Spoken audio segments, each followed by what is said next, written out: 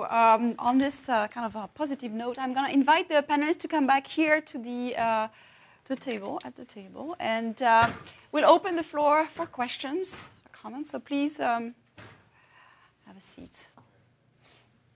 My question is in regards to scalability. I think Deepak talked about the unintended consequences.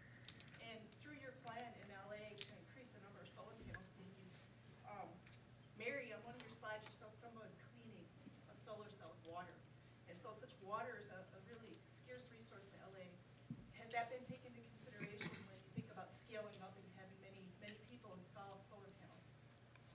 Yeah, so this is the reason the 600 megawatt potential it was based on economic modeling, meaning the department, it would be a profitable program because one of the big drivers was price. When we started this in 2008, solar was not seen as competitive.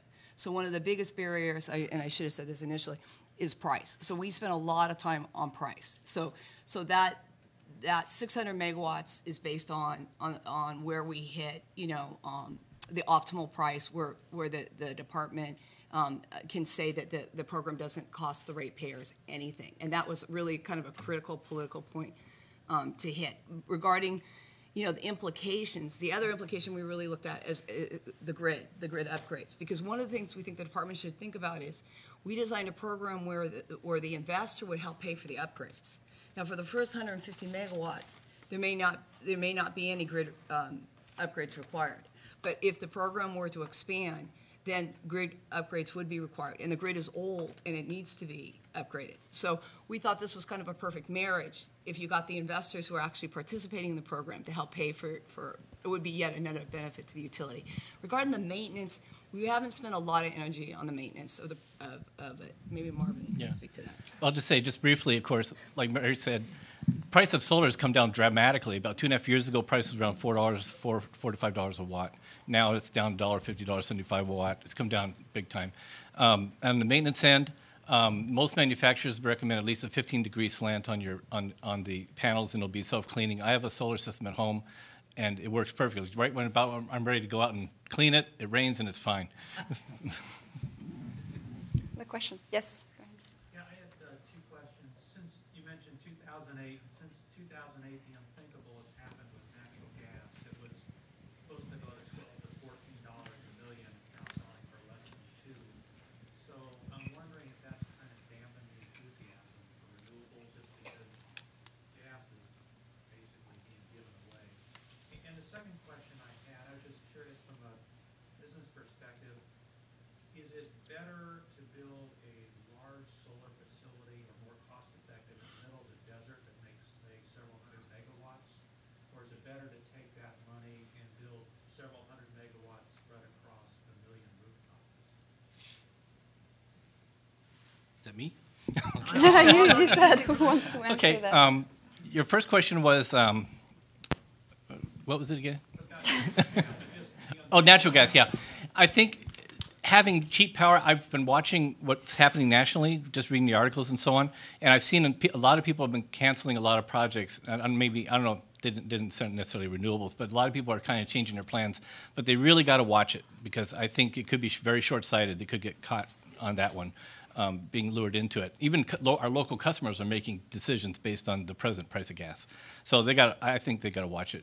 On the as far as the economics of large-scale solar or individual rooftops, you kind of have to look at who's benefiting and who's it for. If you do it for yourself and you can do net metering, you're getting paid the same as a retail rate, you're doing great as a customer. It's a great deal, and it's a great opportunity. Contract rate's the same thing. You build a machine, it puts out power, you get a return on the investment, and as long as the numbers work, you're in great shape. As far as mobility from a utility perspective, mobilizing to one site and pounding stuff in the ground is a lot easier than it is going to individual roofs and every little connection. So it really depends on who the customer is and who's benefiting as far as the economics. I just want to add about natural gas from a transportation perspective. One of the things about biofuels is until now we didn't have another cost-effective. Among the alternatives to oil, the most cost-effective was biofuels. It's still not cost-effective like we want it to be, but with gas prices at as low as $2 at MMBTU, even if you do a actually cost effectiveness calculation of if you had to actually drive and there's only one car available right now, which is a gas car, which is the Civic GX. And if you do a life cycle calculation and compare it to a Volt, which is being charged with a mix of coal and other electricity, it's surprising that if gas prices remain low, it may be a better cost-effective solution. So I think there are problems with gas and with some environmental concerns with the new gas resources, and so that needs to be taken into account. But the $2 per MMBTU or lower completely changes things, and so we probably should take a more serious look at as a transition fuel. I mean, it's sort of in no man's land. Like coal is really clean and a lot of things going for it, or oil is convenient. Renewables are nice because they're renewable and they have a lot of good things about them, but gas is sort of was languishing in between. That nobody was picking it up, but now I think we're talking about it again, and it's probably not a bad thing. Yeah. Go ahead. We looked a lot at the price issues and the natural gas swings, the 20-year history on natural gas, and yes, it was very discouraging to watch it go from like $8 to $1 or $2, and DWP owns their own reserves or has long-term leases, so that was rough. That was a little bit. Thank goodness the install price kept halving, because that's the thing that was saved. Because what do we have to be sensitive to? The install price and the incentive price are married. So every time the install price went down, the incentive price went down. So we think even though the ordinance allows up to 30 cents a kilowatt to be paid, we think the pricing will be somewhere between 12 and 14 cents, which will be enormously competitive. We still think with the DWP that it will beat out the CSI program and it'll beat out their large scale. And what I mean by that, not the large scale they buy at SCAPA, which will be these big contracted, set price, 12 cents, whatever you're going to get. Right. But if they build it, they have to transmit it, so you have to add 2 to 3 cents. So even if they're in the two 10-megawatt systems, I don't know what price they're showing on the install, but they're going to have to add 2 to 3 cents a kilowatt every time they move it, plus what they lose. Okay, so I have a question for you then. And should we, as residential users, wait until this is approved and signed, this feed-in tariff system, or should we preempt that and install solar panels right now? So what's is it going to be better or is it going to be worse? Okay. As far as the residential installation where we give incentives and people can have a net rate and you offset your utility usage in your home, that's a great program. The incentives are getting lower and they're going to be over soon. So if you're going to jump on that, jump on it right away. Don't wait, because it's got a short life shelf. We're still paying the highest incentives in the state compared to our neighbors, so that's a great opportunity. The feed-in tariff one actually has a minimum. I think it's like 30 kW, so that's a pretty big system for a residential. It's more of a business end on it. So that would be a larger scale thing. And for that, you basically build it and you're in a long-term contract. So you don't get subsidies up front. Okay. Thank you. So I just wanted to ask you also, and we'll come back to the academic side. From your perspective, Mary and Marvin, we're here, this is a conference organized by students who are from, fellows from the National Science Foundation, and they are engineers, economists. What are, according to you, the type of research that you find exciting and useful? So if you were to tell them, you should do research on this or that, what are the areas that you think are important for you, at a business council, for, at a WP? It's a hard question, I know, but what's Go ahead. I had such a long list before. From my presentation, we're facing real-life challenges. We're going into uncharted areas and meeting high renewable integration and things like that. We're using technologies that initially often have high prices, but over time come down as they become adopted and people learn new methodologies. To that extent, we're very interested in research that helps us with the things I was describing. How do you integrate this stuff cost effectively? How do you build more renewables for less cost? We got to keep our costs down for our customers. That's the things we're really interested in. It's very practical solving problems because it's real life and it's things we're having to face every day.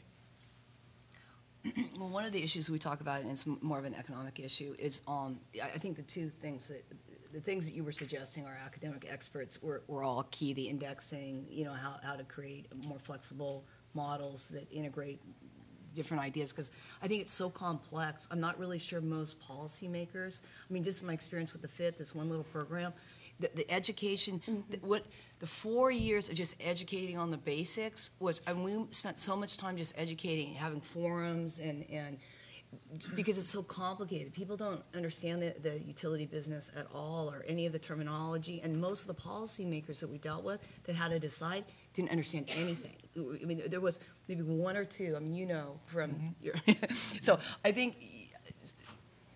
So maybe some translation, of what Deepak and Amshis are working on, like trying to get that to policymakers maybe in a more understandable format. But our regulatory infrastructure is behind these new laws. So there's a big gap going on between the new laws and where we're trying to go and where we are. So anybody sort of interested in fusing, their scientific knowledge with public policy would be good to help translate what the code changes that are going to be needed, because we spent a lot of time with the governor's office going through code change, and then just the basic way, the business plan that utilities operate from.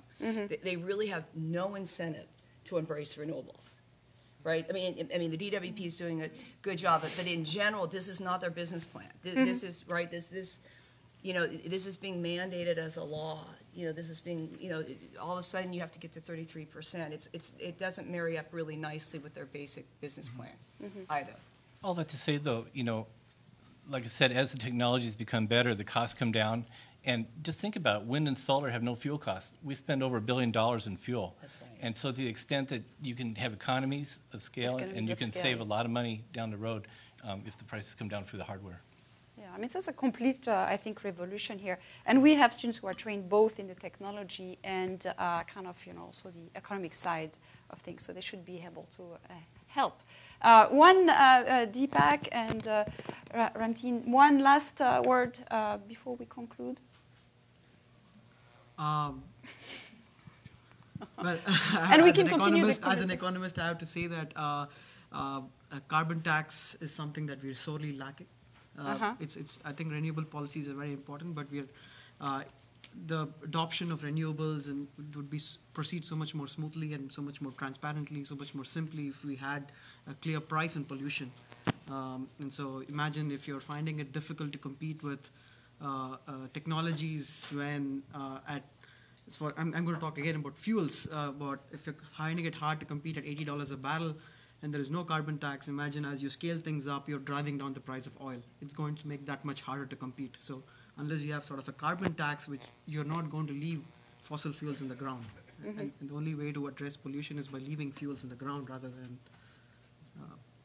I think that's probably one...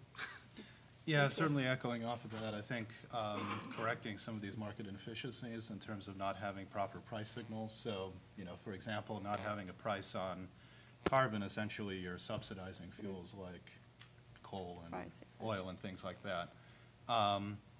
As far as aiding the integration of renewables, I think we really need to fully understand the technology options to get flexibility to actually accommodate those. So actually, one of the benefits of low-cost gas, yes, it makes it more difficult for renewables to achieve grid parity on a cost basis, but as was pointed out, one of the things that you need to accommodate renewables is more flexibility, either on the demand or the supply side. And it turns out that natural gas is actually a pretty good source. Natural gas generation is a good source of that flexibility because you can build, combustion turbines that you can start up in 10 minutes or something like that and can provide that balancing service.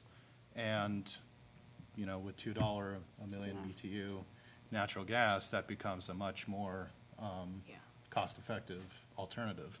Of course, ideally in the future, demand response, electric vehicle charging, things like that would, in essence, provide you an almost free source of flexibility as opposed to having to put steel in the ground and burning fossil fuels. Great. So we're actually over time. So I'm going to thank very much the panel for a very interesting